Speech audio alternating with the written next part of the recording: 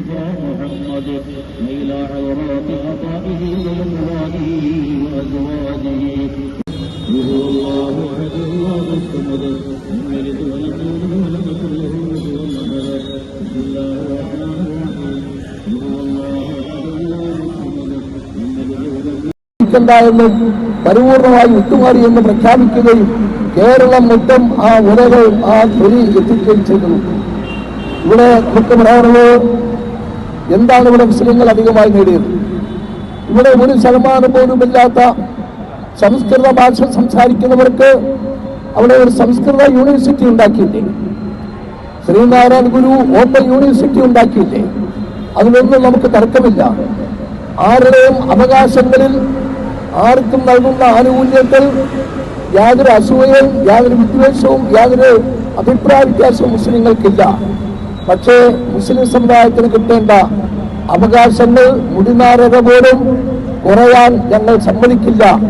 അത് കുറഞ്ഞതിന്റെ പേരിലാണ് മെമ്പറും മേറാബും മത്കരിക്കുന്ന ഈ പണ്ഡിത സമൂഹം സെക്രട്ടേറിയറ്റിന്റെ മുമ്പിൽ നിന്ന് ഈ സമരപ്രഖ്യാപനം നടത്തുന്നത്, ഈ സമരം നടത്തുന്നത്.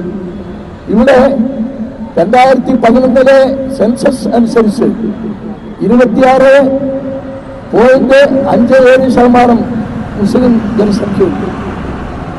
ഇപ്പൊ 2024 സെൻസസ് എടുത്താൽ, ഞാൻ ഇന്നലെ ബഹുമാനീയനായ ഡോക്ടർ പി നസീർ സാഹിബുമായി സംസാരിച്ചപ്പോൾ അതേ ഒരു സാധ്യത പറഞ്ഞത് 2024 സെൻസസ് എടുത്താൽ മുസ്ലിം ജനസംഖ്യ 30% വരുമെന്നാണ്.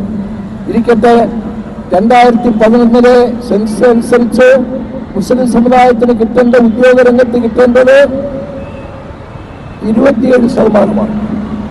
ഇവിടെ ഗ്രൂപ്പുകാർ മുതൽ ട്രാൻസ്പോർട്ട് ജീവനക്കാർ മുതൽ അത് IASകാർ വരെയുള്ള തസ്തികകൾ പരിശോധിച്ചാൽ ഇന്നത്തെ കണക്കിൽ ഒരു 13% മാത്രമാണ് കിട്ടിയിട്ടുള്ളൂ.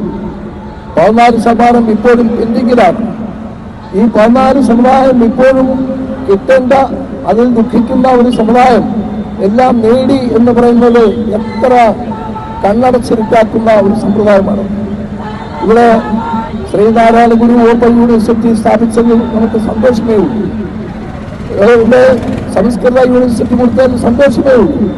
ഇവിടുത്തെ മുസ്ലിങ്ങൾ മാത്രമല്ല, ലോകവ്യാപകമായി ലോക കോടതിയിൽ 2ാം സ്ഥാനം നേടിയിട്ടുള്ള അറബി ഭാഷയ്ക്ക് ഒരു യൂണിവേഴ്സിറ്റി ഉണ്ടാക്കണം എന്ന് ദക്ഷിണ കേരള ജമാഅത്ത് ഫെഡറേഷൻ അതിന്റെ മറ്റ് സംഘടനകളൊക്കെ നിരന്തരമായി ആവശ്യപ്പെടുകയും